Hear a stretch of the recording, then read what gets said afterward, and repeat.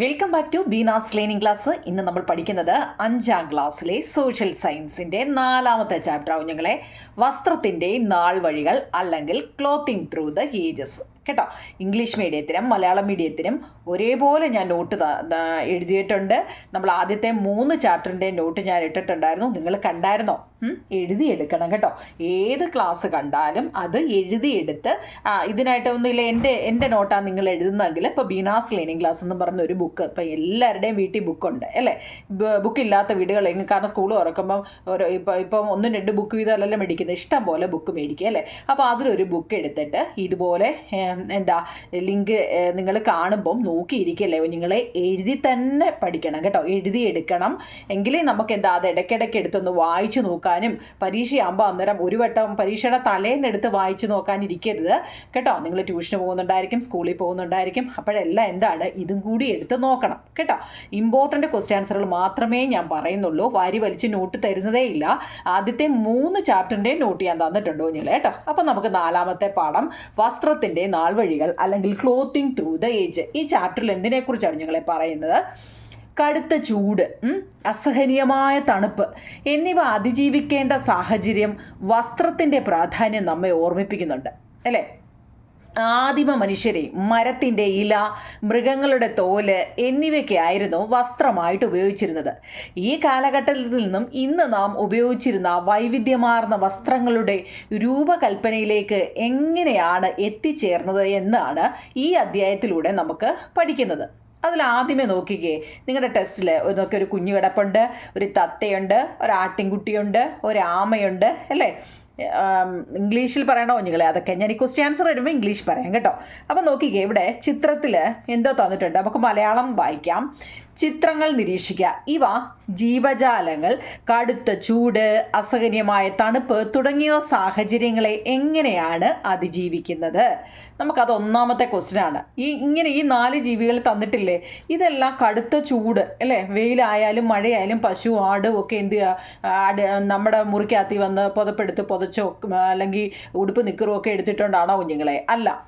അസഹനീയമായ തണുപ്പായാലും ചൂടായാലും ഇവ എങ്ങനെയാണ് ഈ സാഹചര്യങ്ങളുമായിട്ട് പൊരുത്തപ്പെട്ട് കഴിയുന്നത്? അപ്പോൾ അതാണ് നമ്മുടെ 1ാമത്തെ ചോദ്യം. നോക്കൂ കുഞ്ഞുങ്ങളെ, how those living being survive situations like extreme heat, unbearable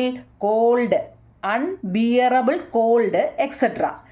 ചോദ്യം വായിക്കുന്നുണ്ടോ കുഞ്ഞുങ്ങളെ? അൺബിയറബിൾ എന്ന് തന്നെ കേട്ടോ. How those living beings survive situations like extreme heat, unbearable cold. ജീവജാലങ്ങൾ കടുത്ത ചൂട്, അസഹനീയമായ തണുപ്പ് തുടങ്ങിയവ സാഹചര്യങ്ങളെ എങ്ങനെയാണ് അതിജീവിക്കുന്നത്? കാണാൻ പറ്റുന്നുണ്ടോ നിങ്ങളെ? എങ്ങനെയെല്ലാമാണ്? ഇപ്പോൾ മനുഷ്യരെന്താ ചെയ്യുന്നത്? മനുഷ്യർക്ക് നമുക്ക് ചൂടായാലും തണുപ്പായാലും നമ്മൾ വസ്ത്രത്തെയാണ് അല്ലേ, വസ്ത്രത്തെ അപേക്ഷിച്ചിരിക്കും അല്ലേ? ചൂടാണെങ്കിൽ നമ്മൾ അതുപോലെയുള്ള കോട്ടൺ തുണികളായിരിക്കും ഉപയോഗിക്കുന്നത്. തണുപ്പാണെങ്കിലോ അതുപോലെ കട്ടിയുള്ള കമ്പിളി പോലത്തെ, വീട്ടിലിരിക്കുമെങ്കിൽ കമ്പിളി ഇട്ട് പുതച്ചോ അല്ലെങ്കിൽ അങ്ങനെയുള്ള തുണിയെ അപേക്ഷിച്ചായിരിക്കും അല്ലേ വസ്ത്രം. എന്നാൽ പാരറ്റോ തത്തയാണെങ്കിൽ എങ്ങനെയാണ്? അതാണ് നമ്മുടെ പടത്തിൽ കൊടുത്തിരിക്കുന്നത്. തത്ത എന്താ ചെയ്യുന്നത്? തത്തയ്ക്ക് അതിൻ്റെ ഫെതേഴ്സ്, തൂവലുകൾ കൊടുത്തിട്ടുണ്ട് ദൈവം അല്ലേ? ഗോട്ടിന് ഫർ എന്ന് വെച്ചാൽ എന്താ നിങ്ങളെ? രോമം. നിങ്ങൾ മലയാളം മീഡിയക്കാരും ഇംഗ്ലീഷ് പഠിക്കണേ. ക്ലോത്ത്, ഫെദർ, പിന്നെ ഫെദർ എന്ന് വെച്ചാൽ തൂവലാണ്, ഫർ എന്ന് വെച്ചാൽ രോമമാണ്. ഗോട്ടിൻ്റെ ഫർ, രോമങ്ങൾ. അതുപോലെ ടോർട്ടോയ്സ്, ആമയ്ക്ക് അതിൻ്റെ പുറത്തൊരു ഷെല്ല് കൊടുത്തിട്ടുണ്ട്. അപ്പോൾ ആദ്യത്തെ പിക്ചറിൽ തന്നെ ടെസ്റ്റിലെ കണ്ടോ കുഞ്ഞുങ്ങളെ, നമ്മൾ ടെസ്റ്റിലെ ആദ്യത്തെ പടം ഈ 4 എണ്ണമാണ് കൊടുത്തിരിക്കുന്നത്. ഇവ എങ്ങനെയൊക്കെയാണ് സർവൈവ് ചെയ്യുന്നത്? ചൂട് വന്നാലും തണുപ്പ് വന്നാലും എങ്ങനെയൊക്കെയാണ് അതിജീവിക്കുന്നതാണ് നമ്മുടെ 1ാമത്തെ ക്വസ്റ്റ്യൻ. അപ്പോൾ അതിനെല്ലാം ഓരോരോ കാരണം, ഓരോരോ റീസൺ ഉണ്ട് അല്ലേ? മനുഷ്യരാണെങ്കിൽ വസ്ത്രമിടുന്നു, തത്തയാണെങ്കിൽ അതിന് തൂവൽ കൊടുത്തിട്ടുണ്ട്, ആടിന് രോമം കൊടുത്തിട്ടുണ്ട്, പിന്നെ ആമയ്ക്ക് പുറന്തോടും കൊടുത്തിട്ടുണ്ട്. അപ്പോൾ അതാണ് ആദ്യമേ പറയുന്നത്. ഓക്കെ ആണല്ലോ? ഇനി 2ാമത്, ആടിൻ്റെ രോമാവരണവും തത്തയുടെ തൂവലും ആമയുടെ പുറന്തോടും പ്രതികൂല കാലാവസ്ഥയിൽ ഒരു വസ്ത്രം പോലെ സംരക്ഷണം ഒരുക്കുന്നു എന്നാണ്. എന്നാൽ മനുഷ്യർ ഇത്തരം സാഹചര്യങ്ങളെ എങ്ങനെയെല്ലാമാണ് നേരിട്ടതെന്ന് നിങ്ങൾ ചിന്തിച്ചിട്ടുണ്ടോ? ഉണ്ടോ? എന്നാൽ മനുഷ്യർ ഇത്തരം സാഹചര്യങ്ങളെ എങ്ങനെയൊക്കെയാണ് നേരിട്ടതെന്ന് നിങ്ങൾ ചിന്തിച്ചിട്ടുണ്ടോ? അതൊരു ചോദ്യമാവും നിങ്ങളെ. എങ്ങനെയൊക്കെയാണ് the way in which human faced favourable weather situations. മനുഷ്യർ പ്രതികൂല കാലാവസ്ഥയെ എങ്ങനെയൊക്കെയാണ് നേരിട്ടത്? ഒന്നാമത് എന്താണ്? The clothing needed for humans had to be shaped with the materials available in nature. മനുഷ്യർക്ക് ആവശ്യമായ വസ്ത്രങ്ങൾ പ്രകൃതിയിൽ നിന്നുള്ള വിഭവങ്ങൾ കൊണ്ട് തന്നെ അവർ രൂപപ്പെടുത്തേണ്ടി വന്നു. മനുഷ്യർക്ക് ആവശ്യമായ വസ്ത്രങ്ങൾ പ്രകൃതിയിൽ നിന്നുള്ള വിഭവങ്ങൾ കൊണ്ട് തന്നെ രൂപപ്പെടുത്തേണ്ടി വന്നു. പിന്നോ ഫയർ വാസ് യൂസ്ഡ്. പിന്നോ stay in their houses to survive situations like extreme heat, unbearable cold അല്ലേ? അത് നമ്മൾ ആദ്യം പറഞ്ഞായിരുന്നു. കടുത്ത ചൂടും അസഹനീയമായ തണുപ്പും ഒക്കെ വന്നു കഴിഞ്ഞാൽ എന്താണ്? Stay in their house. അവരെന്ത് ചെയ്യുന്നു? ആ വീടുകളിൽ അകത്ത് കയറി എന്ത് ചെയ്യുന്നു? സർവൈവ് ചെയ്യുന്നുണ്ട്. അപ്പോൾ അതുപോലെ തന്നെ തീ ഉപയോഗിക്കുന്നുണ്ട് അല്ലേ? കൂടുതൽ ചൂട് കൂടുതൽ തണുപ്പ് വന്നു കഴിഞ്ഞാൽ അവരെന്ത് ചെയ്യുന്നു? Fire was used. നിങ്ങളെ അന്നേരം അവർ തീ കത്തിച്ച്, നിങ്ങൾ ടി വിയിലൊക്കെ കണ്ടിട്ടുണ്ടോ അല്ലെ? ചില പ്രദേശങ്ങളിലൊക്കെ എങ്ങനെ ആയിരിക്കും? ചൂട് കൂടുമ്പോൾ അവർ തീ കത്തിച്ച് ചൂടിനെ തണുപ്പിനെ അകറ്റുന്നു. മനസ്സിലാവുന്നുണ്ടോ നിങ്ങളെ? ഇതിൻ്റെ മലയാളം ഞാൻ എഴുതിയില്ല, സോറി കേട്ടോ, അത് എഴുതാൻ മറന്നുപോയത്. Stay in their house to, ഇത് ഇത്രയേ ഉള്ളൂ. സർവൈവ് സിറ്റുവേഷൻ, കൂടുതൽ ചൂടോ തണുപ്പോ വന്നു കഴിഞ്ഞാൽ സ്റ്റേ ഇൻ ദെയർ ഹൗസ്, അവർ വീടുകളുടെ അകത്ത് കയറുന്നു. അന്നേരം നമ്മൾ വെളിയിൽ ഇറങ്ങുമോ? ഇല്ല. അതാണ് കേട്ടോ. പിന്നെ woollen, cotton and silk cloth wear used. അതുപോലെ തന്നെ എന്താണ് കുഞ്ഞുങ്ങളെ? കാലാവസ്ഥ അല്ലേ? കാലാവസ്ഥ മാറുമ്പോൾ നമ്മളിപ്പം ചൂടാണെങ്കിലും തണുപ്പാണെങ്കിലും എന്താണെങ്കിലും നമ്മൾ ഡ്രസ്സിൽ മാറ്റം വരുത്തുന്നു. ചൂട് വരുമ്പോൾ എന്ത് ഉപയോഗിക്കണം, തണുപ്പ് വരുമ്പോൾ എന്ത് ഉപയോഗിക്കണം നമുക്കറിയാം അല്ലേ? അടുത്ത അപ്പം നമ്മൾ അത് അത്രയുമാണ് ആ പേജിനകത്തിൽ പഠിച്ചത്. നമ്മൾ വായിച്ച് അതങ്ങ് പഠിച്ച് പോകും നിങ്ങൾ കേട്ടോ. അടുത്ത, ഇന്ന് മനുഷ്യർ ഏതെല്ലാം തരത്തിലുള്ള വസ്ത്രങ്ങളാണ് ഉപയോഗിക്കുന്നത്? അതാണ് അടുത്ത ചോദ്യം കുഞ്ഞുങ്ങളെ. കാണുന്നുണ്ടോ? D box. നിങ്ങൾ ഇംഗ്ലീഷ് മീഡിയക്കാർക്ക് ഈ ബോക്സ് ഉണ്ട് കേട്ടോ. എന്താ കുഞ്ഞുങ്ങളെ? ഇന്ന് മനുഷ്യർ ഏതെല്ലാം തരത്തിലുള്ള വസ്ത്രങ്ങളാണ് ഉപയോഗിക്കുന്നത്? എന്താ ചോദ്യം? What type of clothing do people use today? ഇന്ന് മനുഷ്യർ ഏതെല്ലാം തരത്തിലുള്ള വസ്ത്രങ്ങളാണ് ഉപയോഗിക്കുക? Cotton, silk, woollen cloth. Woollen എന്ന് വെച്ചാൽ എന്താ പറഞ്ഞാൽ കമ്പിളി വസ്ത്രങ്ങൾ. Now A days people follow modern dress. ആധുനിക വസ്ത്രങ്ങളാണ് ഇപ്പോൾ ആളുകൾ പിന്തുടരുന്നത് ആണല്ലോ.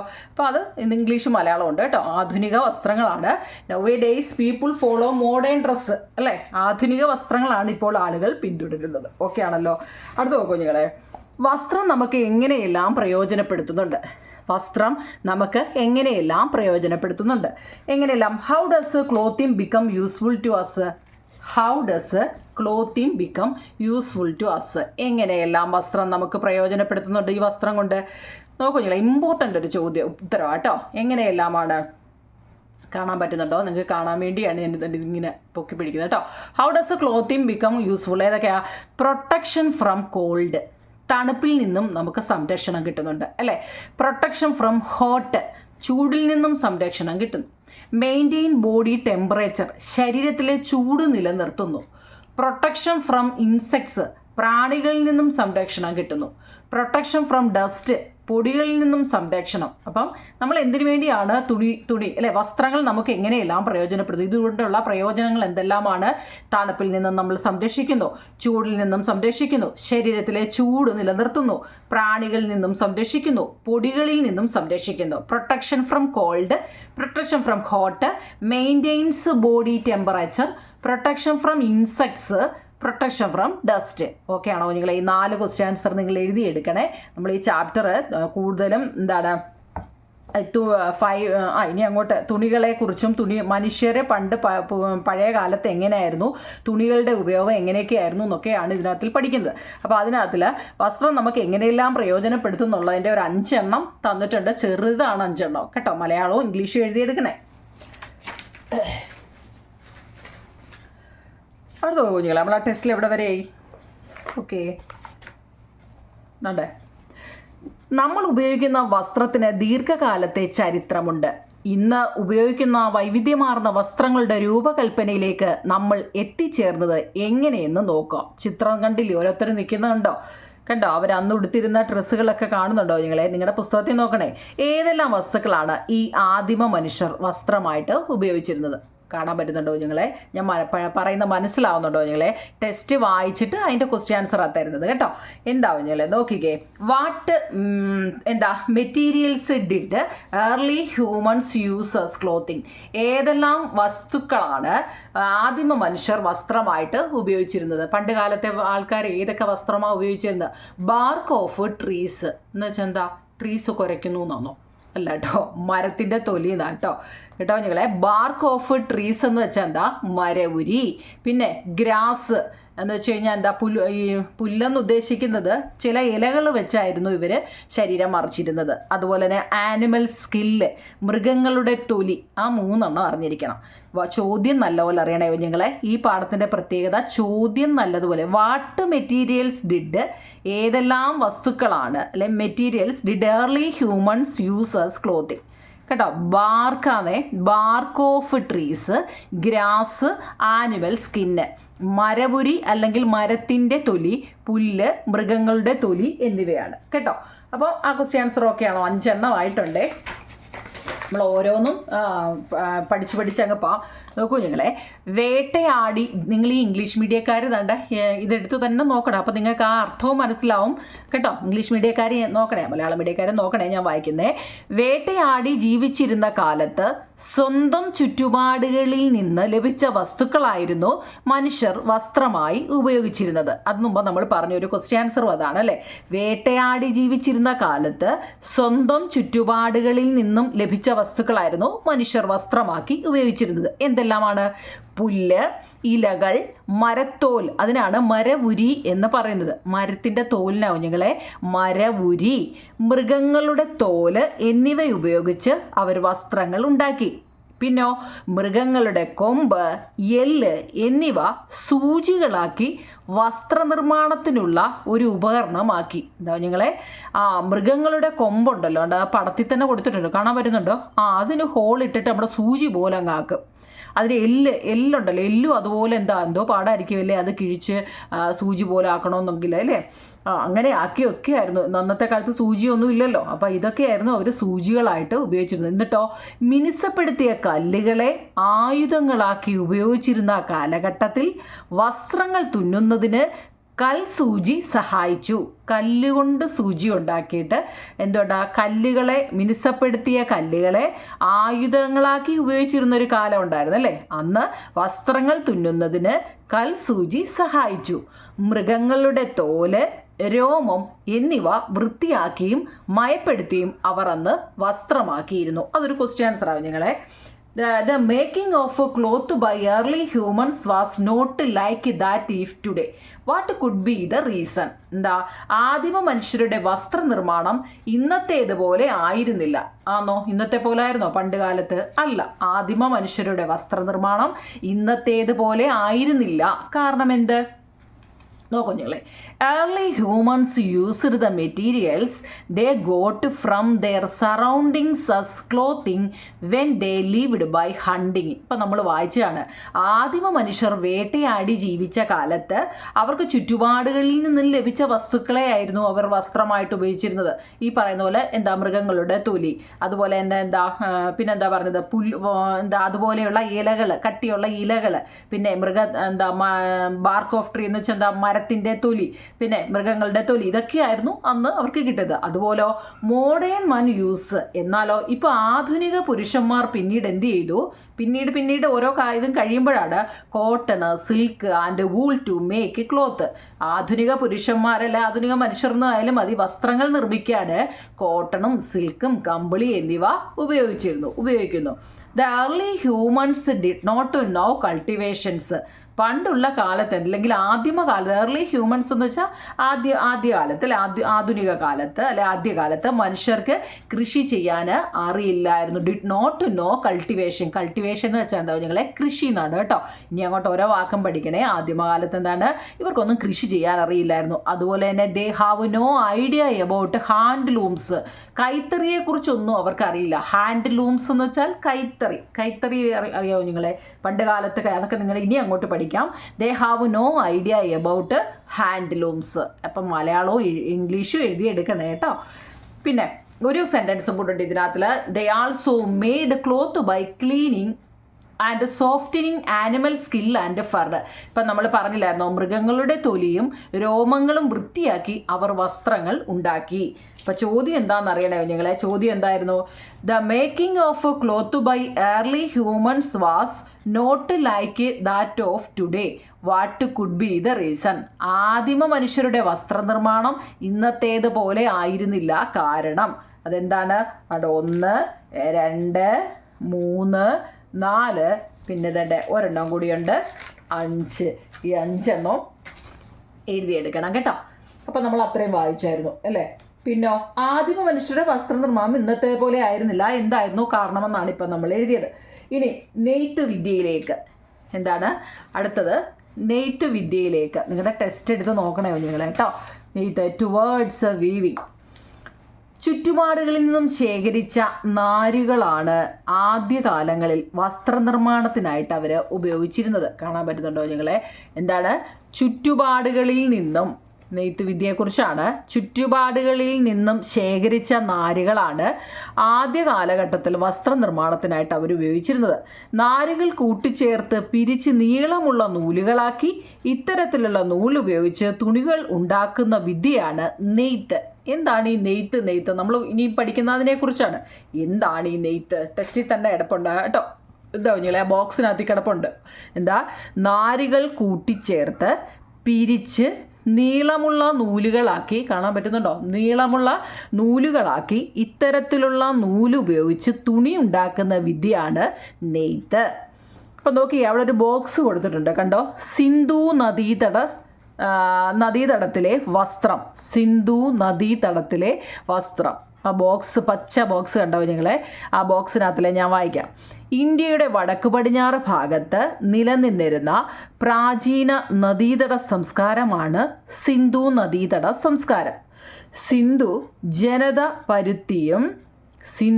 ജനത പരുത്തിയും കമ്പിളി വസ്ത്രങ്ങളും നിർമ്മിച്ചിരുന്നതായി ലഭ്യമായ തെളിവുകളുടെ അടിസ്ഥാനത്തിൽ അനുമാനിക്കാവുന്നതാണ്. അവിടെ നിന്ന് ലഭിച്ച കുപ്പായമണിഞ്ഞ പ്രതിമകൾ അവിടുത്തെ ജനതയുടെ വസ്ത്രധാരണ രീതിയെ പ്രതിഫലിപ്പിക്കുന്നു. പരുത്തി ഇവിടെ നിന്നും മറ്റ് ദേശങ്ങളിലേക്ക് കൊണ്ടുപോയിരുന്നതായും കരുതുന്നു. അതാണ് ആ പച്ച ബോക്സിൽ പറയുന്നത്. പിന്നോ കാലക്രമേണ തുണി നെയ്തെടുക്കുന്ന വിദ്യ കൂടുതൽ വികാസം പ്രാപിച്ചു. ആദ്യകാലത്ത് പരുത്തിയിൽ നിന്നും ചണത്തിൽ നിന്നും നിർമ്മിച്ച നൂലുപയോഗിച്ച് കൈകൾ കൊണ്ട് മാത്രമാണ് തുണി നിർമ്മിച്ചിരുന്നത്. ഇനി അത് ക്വസ്റ്റ്യൻ ആൻസർ കേട്ടോ. മൃഗങ്ങളുടെ തോലിനേക്കാൾ മെച്ചപ്പെട്ടതാണ് നൂലുകൊണ്ട് നെയ്തെടുത്ത തുണികൾ എന്ന തിരിച്ചറിവ് ഈ നെയ്ത്ത് വസ്ത്രങ്ങളുടെ വ്യാപനത്തിന് ഇടയാക്കി. എന്താ കുഞ്ഞുങ്ങളെ?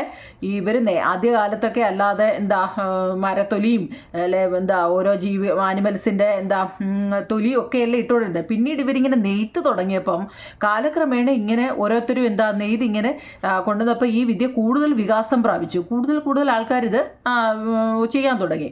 ആദ്യകാലത്ത് ഇത് പരുത്തി എന്ന് വെച്ചാൽ പരുത്തിയിൽ നിന്നും ചണത്തിൽ നിന്നും നിർമ്മിച്ച നൂലുപയോഗിച്ച് കൈകൾ കൊണ്ട് മാത്രമാണ് ഇവർ തുണി നിർമ്മിച്ച്, കൈകൊണ്ട് ഇങ്ങനെ എത്ര സമയം എടുക്കും നിർമ്മിച്ചത്. പക്ഷേ മൃഗങ്ങളുടെ തോലിനേക്കാൾ മെച്ചപ്പെട്ടതാണ് നൂലുകൊണ്ട് നെയ്തെടുത്ത തുണികളെന്ന തിരിച്ചറിവ് ഈ നെയ്ത്ത് വസ്ത്രങ്ങളുടെ വ്യാപനത്തിനിടയാക്കി. മരം കൊണ്ട് നിർമ്മിച്ച തറികൾ ഉപയോഗിച്ച് തുണി നിർമ്മിക്കുന്ന രീതി പിന്നീട് വികാസവും പ്രാപിച്ചു. പിന്നോ മനുഷ്യരുടെ വസ്ത്രാവശ്യം വർദ്ധിച്ചത് നെയ്ത്ത് ഉപകരണങ്ങളുടെ കണ്ടുപിടുത്തത്തിന് വഴിതെളിച്ചു. അങ്ങനെ ഓരോരുത്തരും ഇതിങ്ങനെ ഒരാൾ ഉപയോഗിച്ച് കഴിഞ്ഞാൽ പിന്നെ അടുത്താക്കും അത് വേണം അല്ലേ. അങ്ങനെ ഒരാൾ ഉപയോഗിച്ചു, 2 പേര് ഉപയോഗിച്ചു, 3 പേര്, അങ്ങനെ ഈ തുണികൾ ഇങ്ങനെ ഉപയോഗിക്കും. മനുഷ്യരുടെ വസ്ത്രങ്ങൾ ഓരോരുത്തരും ഇത് നെയ്ത് ഉപയോഗിക്കാൻ തുടങ്ങി അല്ലേ. അപ്പോൾ അത് ഈ നെയ്ത്ത് വേഗത്തിലാക്കാൻ എന്തു ചെയ്തു? മനുഷ്യരുടെ വസ്ത്രാവശ്യം വർദ്ധിച്ചത് നെയ്ത്ത് ഉപകരണങ്ങളുടെ കണ്ടുപിടുത്തത്തിന് വഴിതെളിച്ചു. ഈ നെയ്ത്ത് വേഗത്തിലാക്കാൻ അവരെ സഹായിച്ചു. നൂല് ഉപയോഗിച്ച് കൈത്തറിയിൽ നെയ്യുന്ന തുണികളാണ് കൈത്തറി തുണികൾ. ഇനി നമ്മൾ മുമ്പേ നെയ്ത്ത് എന്നാൽ എന്തെന്ന് പഠിച്ചു. നെയ്ത്ത് എന്താണ്? നാരുകൾ കൂട്ടിച്ചേർത്ത് പിരിച്ച് നീളമുള്ള അതൊരു ഇതാവും നിങ്ങളെ നെയ്ത്ത്. ഞാനിനി തരാം. നെയ്ത്ത് എന്നാൽ കേട്ടോ. എന്നാലോ കൈത്തറി തുണികൾ എന്ന് വെച്ചാൽ എന്താണ്? നൂലുപയോഗിച്ച് കൈത്തറിയിൽ നെയ്യുന്ന തുണികളാണ് കൈത്തറി തുണികൾ. ഓക്കെ ആണോ? അപ്പം നമ്മൾ എഴുതിയ ക്വസ്റ്റ്യൻ ആൻസർ നോക്കിക്കേ. How did the use of woven clothing become more widespread? കാണാൻ പറ്റുന്നുണ്ടോ നിങ്ങളെ? Why did the use of woven clothing become more widespread? നെയ്ത്ത് വസ്ത്രങ്ങളുടെ ഉപയോഗം എങ്ങനെയാണ് കൂടുതൽ വ്യാപകമായത്? The technique of weaving become more developed. In the early days, cloth were made by hands using yarns from cotton and jute. They realized that cloth woven from yarns were better than animal skin.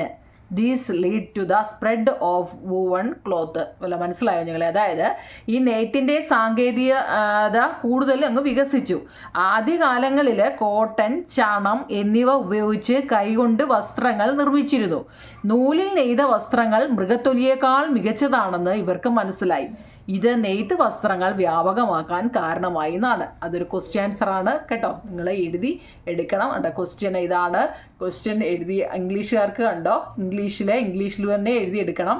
മലയാളംകാർ മലയാളത്തിൻ്റെ ആൻസറും എഴുതിയെടുക്കണം കേട്ടോ. അടുത്ത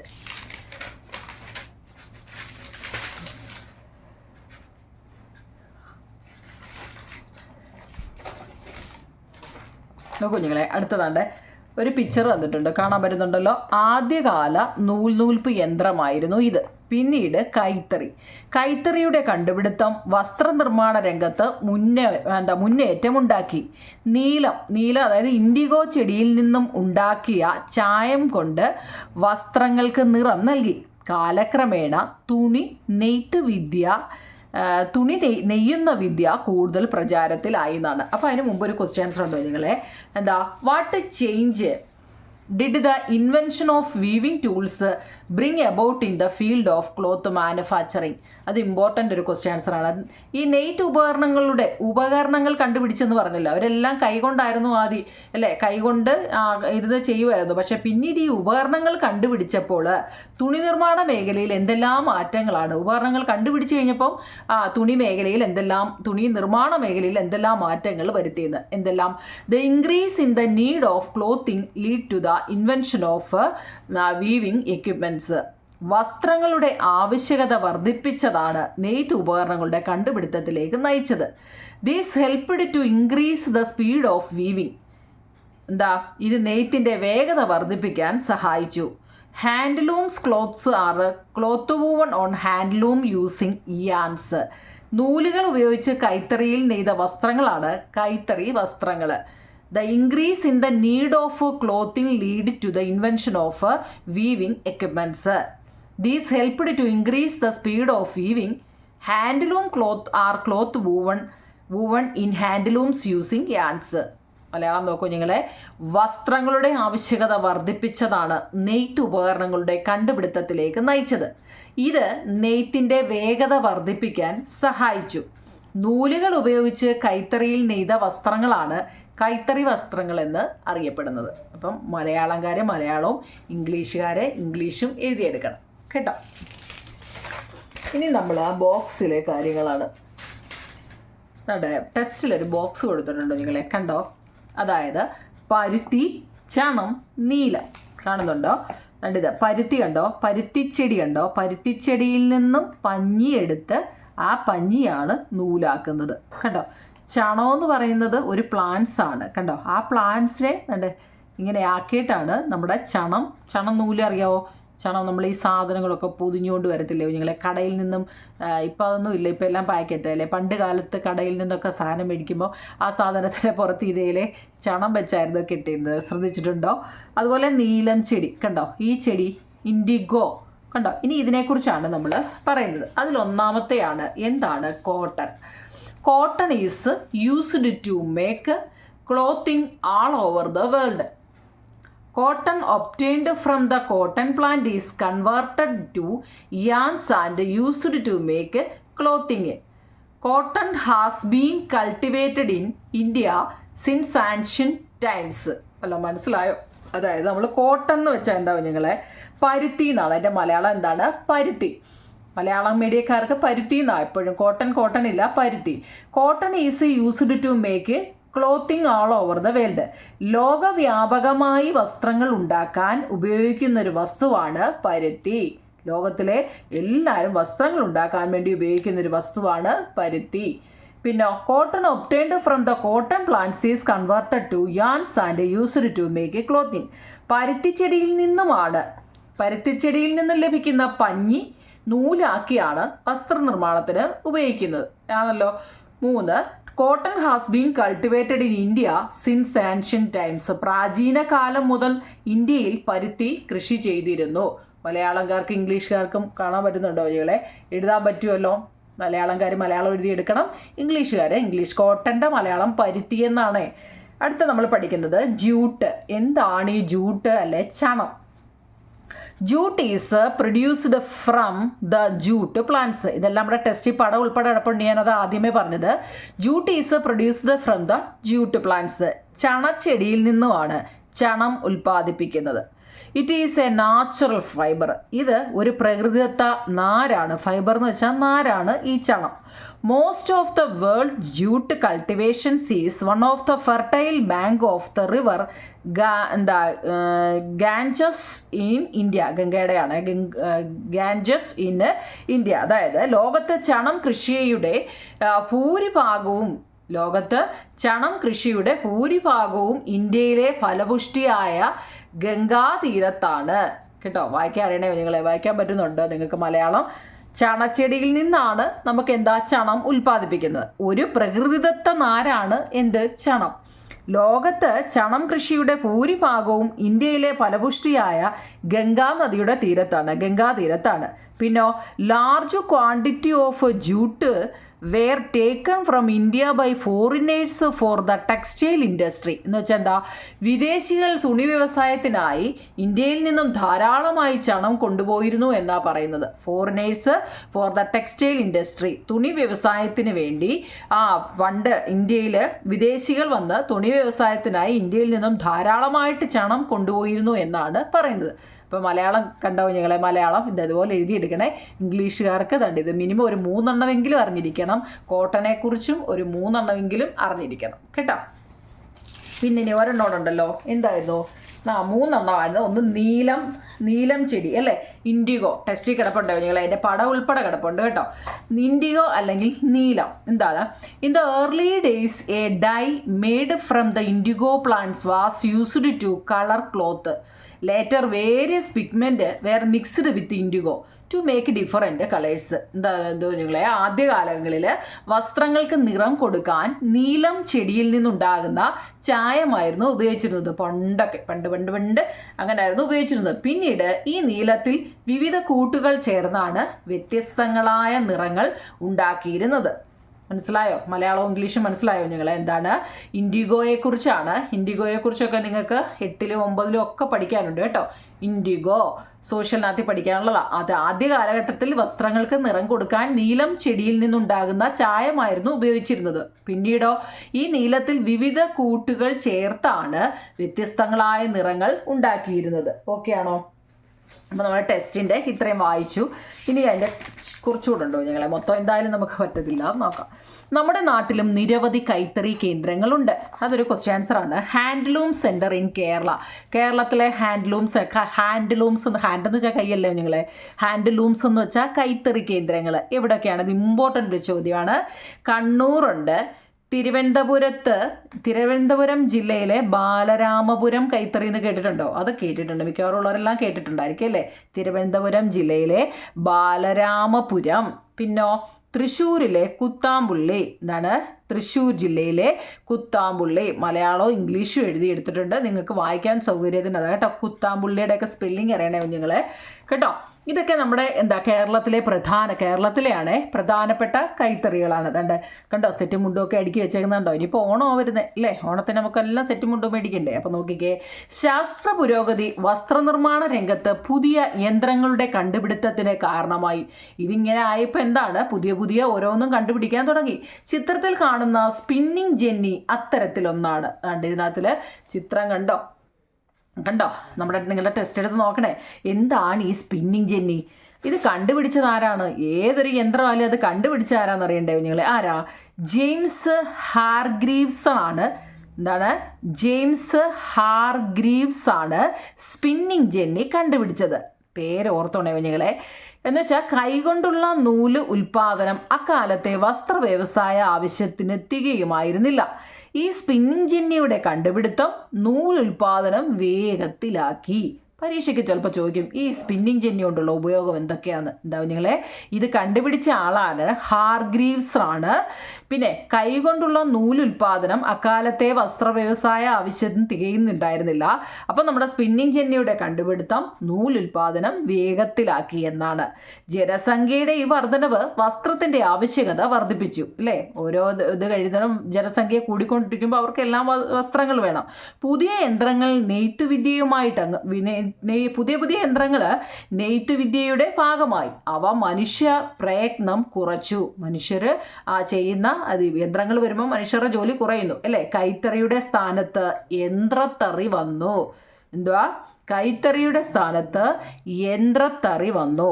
എന്താണ് ഈ യന്ത്രത്തറി? കണ്ടോ, അതിൻ്റെ തൊട്ട് താഴെ അടുത്തത് വന്ന് അല്ലേ, ഇല്ല റബ്ബർ ഷീറ്റ് അടിക്കുന്ന പോലൊരു മെഷീൻ കണ്ടോ നിങ്ങളെ?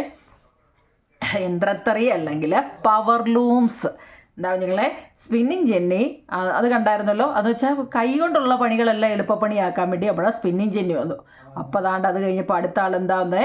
യന്ത്രത്തറി, അതായത് പവർ ലൂംസ്. എഡ്മണ്ട് കാർട്ട്റൈറ്റ് ആണ്. പേരോർത്തോണേ, എഡ്മണ്ട് കാർട്ട്റൈറ്റ് ആണ് യന്ത്രത്തറി കണ്ടുപിടിച്ചത്. വൈദ്യുതിയുടെയോ മറ്റേതെങ്കിലും ഊർജ സ്രോതസ്സിൻ്റെയോ സഹായത്താലാണ് ഈ യന്ത്രത്തറി പ്രവർത്തിപ്പിക്കുന്നത്. കൈത്തറിയേക്കാൾ വളരെ വേഗത്തിൽ കൂടുതൽ തുണി ഉൽപ്പാദിപ്പിക്കാൻ ഈ യന്ത്രത്തറിക്ക് കഴിയും എന്നാണ് പറയുന്നത്. അപ്പോൾ ഇത് നമുക്ക് എഴുതേണ്ട കാര്യമില്ല, കാരണം ഓൾറെഡി എന്താ നമ്മുടെ ടെസ്റ്റ് മലയാളം മീഡിയക്കാരായാലും ഇംഗ്ലീഷ് മീഡിയക്കാരായാലും ഓൾറെഡി ഇതിൻ്റെ ബോക്സിൽ തന്നെ എഴുതി വെച്ചിട്ടുണ്ട് കുഞ്ഞുങ്ങളെ. സ്പിന്നിങ് ജെന്നി എന്താണ്, ഇത് കണ്ടുപിടിച്ചത് ആരാണ്, നമുക്കിനി എഴുതേണ്ട കാര്യമില്ലല്ലോ. അത് കഴിഞ്ഞ് അതിന് ശേഷമാണ് യന്ത്രത്തറി അല്ലെങ്കിൽ പവർ ലൂംസ് വന്നത്. അതും ഇനി എഴുതണ്ടല്ലോ, നിങ്ങളുടെ എല്ലാം പുസ്തകത്തിൽ കിടപ്പുണ്ട്. ഞാനിപ്പോൾ വായിച്ച അതിൻ്റെ അർത്ഥവും എന്ന് വെച്ചാൽ ഇംഗ്ലീഷുകാർക്ക് അതിൻ്റെ മലയാളം കേട്ടില്ലേ കുഞ്ഞുങ്ങളെ? ഇതാ സംഭവം. ഇനി നോക്കിക്കേ, അടുത്തത് യന്ത്രവൽക്കരണത്തിൻ്റെ ഫലമായി കൂടുതലായിട്ട് ഉൽപ്പാദിപ്പിച്ച തുണികൾ വിറ്റഴിക്കാൻ കമ്പോളങ്ങൾ തേടി യൂറോപ്യൻ ലോകത്തിൻ്റെ വിവിധ ഭാഗങ്ങളിലേക്ക് സഞ്ചരിച്ചു. കൂട്ടത്തിൽ അവർ ഇന്ത്യയിലും എത്തി. തുണി വ്യവസായത്തിന് ആവശ്യമായ അസംസ്കൃത വസ്തുക്കൾ ഇന്ത്യയിൽ നിന്നവർ യൂറോപ്പിലേക്ക് കൊണ്ടുപോയി. യന്ത്രങ്ങളുടെ സഹായത്തോടെ അവർ ഉൽപ്പാദിപ്പിച്ച തുണികൾ ഇന്ത്യയിലെത്തിച്ചത് വിറ്റഴിക്കുകയും ചെയ്തു. തുണി അവിടെ വിറ്റിട്ട് നമുക്ക് ഇന്ത്യക്കാർ തുണി മേടിച്ച് അവിടെ നിൽക്കട്ടെ, ഇന്ന് നമുക്ക് ഇത്രയും മതി, നമ്മുടെ തുണികൾ ഇന്ത്യയിൽ എത്തിച്ച് വിറ്റഴിച്ചു എന്ന് വന്ന് നിൽക്കട്ടെ കേട്ടോ കുഞ്ഞുങ്ങളെ. അപ്പോൾ നമ്മൾ പകുതി പാഠം ഈ ചാപ്റ്ററിൻ്റെ പഠിച്ചു, പകുതി നോട്ട് ഞാൻ തന്നിട്ടുണ്ട് കേട്ടോ. അത് വൃത്തിയായിട്ട് എഴുതിയെടുക്കണേ കേട്ടോ. എല്ലാ 10 ക്വസ്റ്റ്യൻ ആൻസറേ ഉള്ളെങ്കിലും ഇമ്പോർട്ടൻ്റ് നോക്കി 10 എണ്ണമാണ് തന്നിരിക്കുന്നത്. പിന്നെ ഞാൻ പറഞ്ഞായിരുന്നു സ്പിന്നിങ് ജെന്നിയെക്കുറിച്ചും യന്ത്രത്തറിയെക്കുറിച്ചും, അതായത് സ്പിന്നിങ് ജെന്നി പവർ ലൂംസിനെ കുറിച്ചും ഓൾറെഡി ടെസ്റ്റിൽ കിടപ്പുണ്ട്. അപ്പോൾ ഇനി നമുക്ക് ഒരു ക്ലാസ് കൂടാകുമ്പോൾ ആ ചാപ്റ്ററിൻ്റെ നോട്ട് ഫുള്ളാവും. അപ്പോൾ നിങ്ങൾ വൃത്തിയായിട്ട് ഇത് എഴുതിയെടുക്കുക. നിങ്ങൾക്ക് മനസ്സിലായിട്ടുണ്ടെങ്കിൽ ആ കമൻറ്റ് ബോക്സിൽ മനസ്സിലായെന്നൊന്ന് കൊടുക്കണേ നിങ്ങളെ. അതറിഞ്ഞിട്ട് വേണം എനിക്ക് ബാക്കി നോട്ട് ഇടാൻ കേട്ടോ. നിങ്ങളുടെ കമൻറ്റ് പോലിരിക്കും എൻ്റെ ബാക്കി നോട്ട് കേട്ടോ, അല്ലെങ്കിൽ ഞാൻ വേറെ വിഷയം എടുക്കും കേട്ടോ. മനസ്സിലാവുന്നുണ്ടെങ്കിൽ മനസ്സിലായെന്ന് പറയണേ കുഞ്ഞുങ്ങളെ. അതുപോലെ തന്നെ സബ്സ്ക്രൈബ് ചെയ്യാതെ കാണുന്നവരൊന്ന് സബ്സ്ക്രൈബ് ചെയ്യണം. ലൈക്കും കമൻറ്റും ഷെയറും ഒക്കെ ചെയ്യണം കേട്ടോ. Okay, thank you.